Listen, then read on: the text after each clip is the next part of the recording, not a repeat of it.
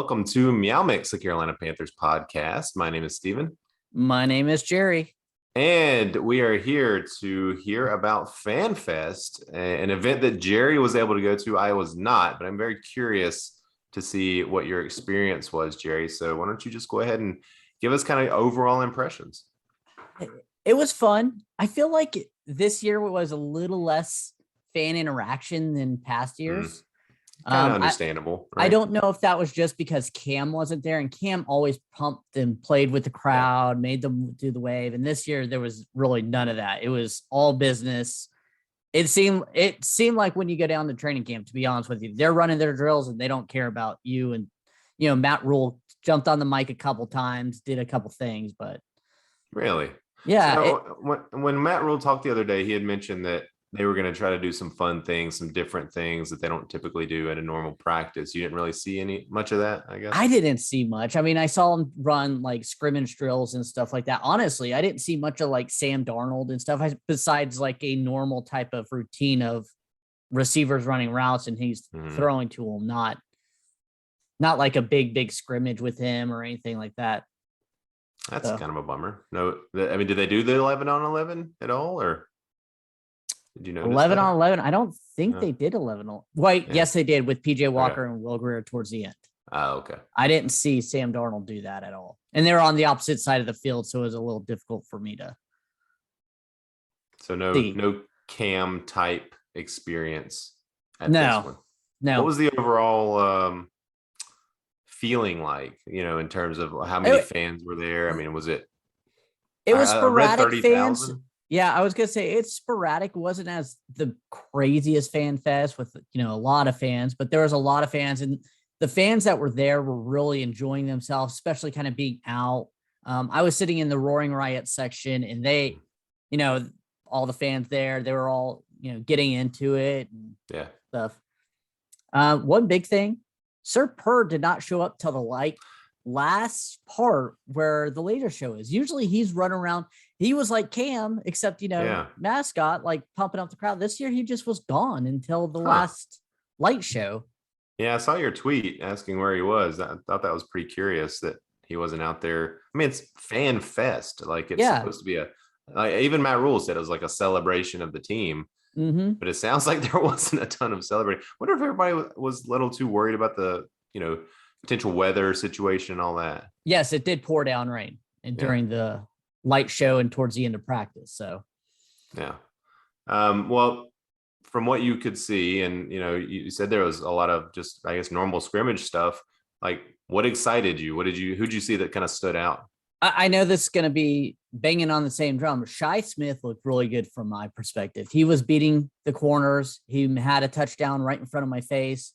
Nice. And he was able to make those catches in tough situations. There's one time where he was knocked down and he caught the ball after he got knocked down. It was pretty impressive. So does he look like really fast or? Yeah, he looked fast and quick. Yeah. Like he got in and out of his cuts from what I could see. Pretty good. So unfortunately, the same thing. Terrace Marshall, saw him as well, kind of looking good, make those tough catches in traffic. So he also looked really good. Dan Arnold, I didn't see as much as him as Shi Smith and Terrace Marshall, but I did see quite a few plays where he was getting it in traffic and he was making those catches, and it looked like he could have broken a tackle and gone decently. So, yeah. And another one, Sam Darnold, he looked sharp. I know that's what people have said the past few days of practice. He's looked sharp. He looked sharp again. I don't know if this is just him getting more comfortable with the receivers and everything.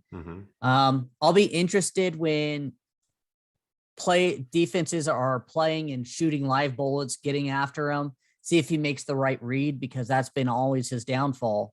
And in shorts, when no one's really rushing you, you're not going to get hit. You have that time to mentally think. But with that said, like I said, he's dropping the ball right where it needs to go, where the receivers can catch. Yeah, I would agree. I think he's like you said, he's getting more comfortable with the receivers, more comfortable with the offense. And hopefully, I mean, the good news is the Panthers are practicing with 2 teams basically this year, 2 additional teams outside of our own. And then playing those teams in preseason games. So I think that's really going to be good for him. And I'm glad that the Panthers are doing that. I'm also go ahead. I was going to say, I'm also curious when that happens to watch how the offensive line protects Darnold. I know they won't be able to hit him, but you'll also know, that O-line is scary bad. Or, hey, it looks like they're giving him time. So that's the positive side. Did you see anything that concerned you any? The backup quarterback position. Bad. Will Grier looked worse than PJ Walker. Will Grier was underthrowing receivers. He did throw a touchdown to Richie, the tight end. But when he was doing the 11-11 drill, they didn't get to the first down. Joey Sly knocked in a long field goal from, I think, the 39-yard line or 40-yard line. So it was a 50-plus yard field goal. But he didn't really move the ball that well. He underthrew. He wasn't accurate, honestly.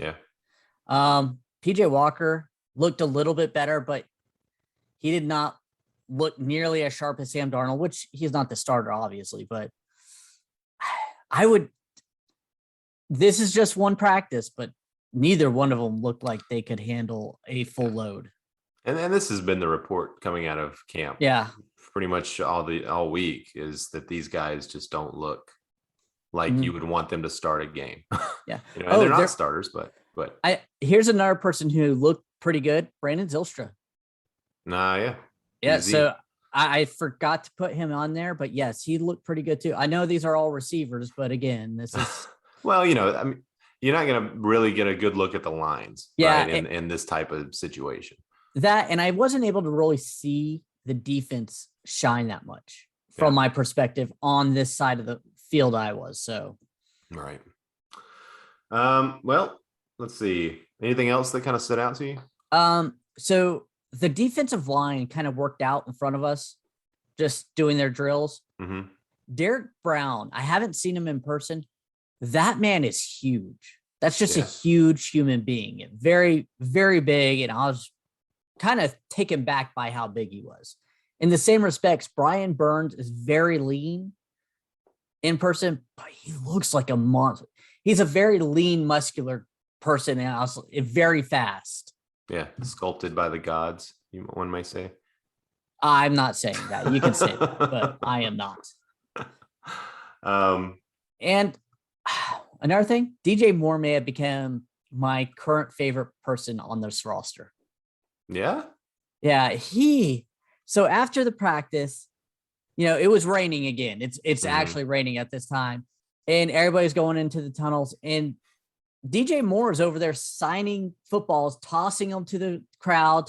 He's just having a great time. He reminded me very Camp-esque in this type of sense. Like he was very interacting with the fans, so much so that he kept running over to trainers, stealing like towels and gloves that the trainers were trying to put up and just tossing them away. Nice. He went and grabbed the ball. And again, it's raining hard. He tries throwing it and slips out of his hand. He falls, he gets it, dries off his hand and chucks it to the crowd again.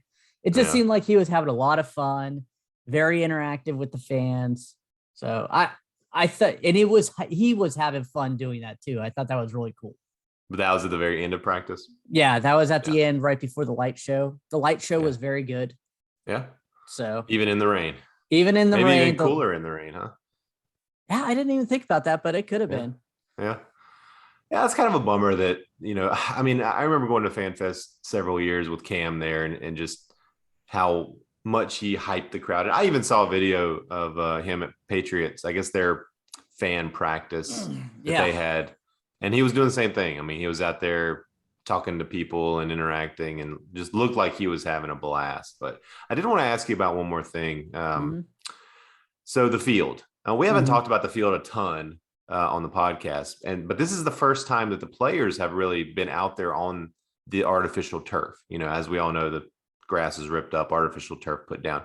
From your perspective, first of all, did it look any different? Secondly, did you see anybody? I mean, I don't think anybody got hurt, thank goodness, but did you see them being a little timid out there, maybe just kind of figuring it out?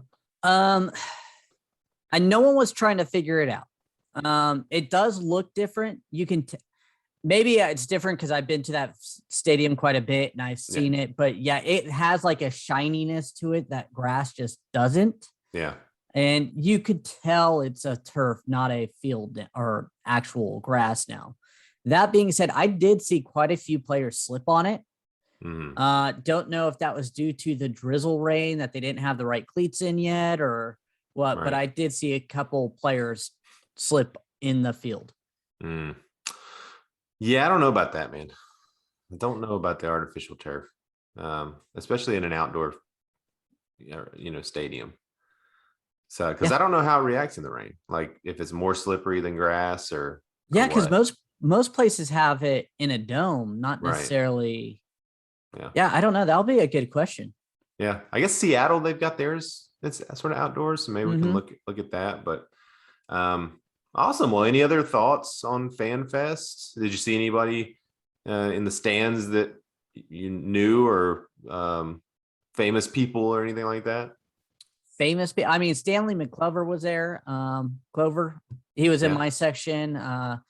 Brian Burns' cousin also goes by Hype Man. He was in my section, so that was pretty cool. He was, and then he got out on the field when Sir Per finally showed up. He like zip-lined in from the rooftop. It was pretty cool. Hype Man did? No. Hype Man was down there, and then Sir Per did that. I could see Hype Man doing that though. He's kind of crazy. Yeah. Sweet. Yeah. Well, first preseason game coming up in about a week for the Panthers. Very excited. So we're gonna finally get to see some live fire. Hopefully the starters play a little bit. I don't know. I mean, it's only 3 preseason games, so I would assume they'll at least be out there for a series or 2. So exciting. Yeah. All right, man. Well, we want to thank everyone for listening. Please let your friends know. Since this is only going to be on YouTube, please like and subscribe. We never say that. Yeah, please like and subscribe. You can follow us on Twitter at MeowMix Podcast. And if you have any questions or comments, you can email us at mailbag@meowmixpodcast.com. And you can follow the podcast wherever you find podcasts, Apple Podcasts, Spotify, all those things. iHeartRadio, everything. We'll be back sometime in a few days, I guess, to break down the second week of practice and get everybody ready for the first preseason game. But until then, everybody stay safe, stay dry, and keep pounding.